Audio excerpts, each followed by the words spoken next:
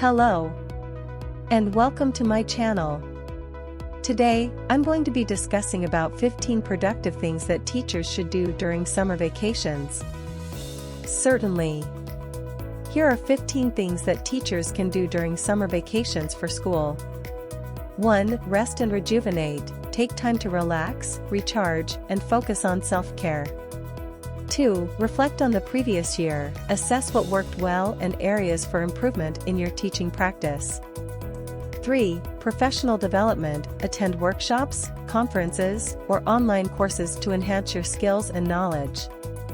4. Curriculum planning. Prepare lesson plans, curriculum materials, and assessments for the upcoming school year.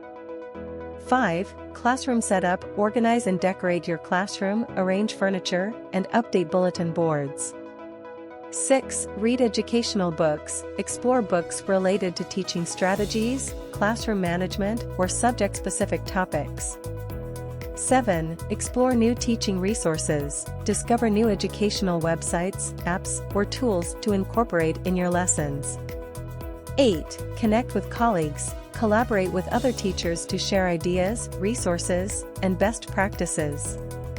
9. Create a professional portfolio. Update your portfolio with achievements, lesson plans, and evidence of student learning. 10. Volunteer or part-time work. Consider opportunities to contribute to community programs, summer schools, or tutoring. 11. Reflect on student data. Analyze student performance data to identify areas of improvement and develop targeted interventions. 12. Plan field trips or guest speakers. Research and arrange exciting learning experiences outside the classroom. 13. Engage in personal hobbies or interests. Pursue activities that bring you joy and help maintain a healthy work-life balance. 14. Organize classroom materials. Sort and inventory teaching materials, books, and supplies for the new school year. 15. Set goals and aspirations. Reflect on personal and professional goals, create an action plan, and set intentions for the upcoming school year. Remember, summer vacations provide an opportunity to relax, reflect, and prepare for the next academic year.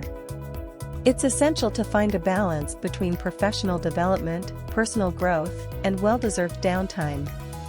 I hope you found this video helpful. If you have any questions or suggestions, please leave them in the comments below. I love hearing from you. Don't forget to check out my other videos for more tips and tricks. Thanks again for watching.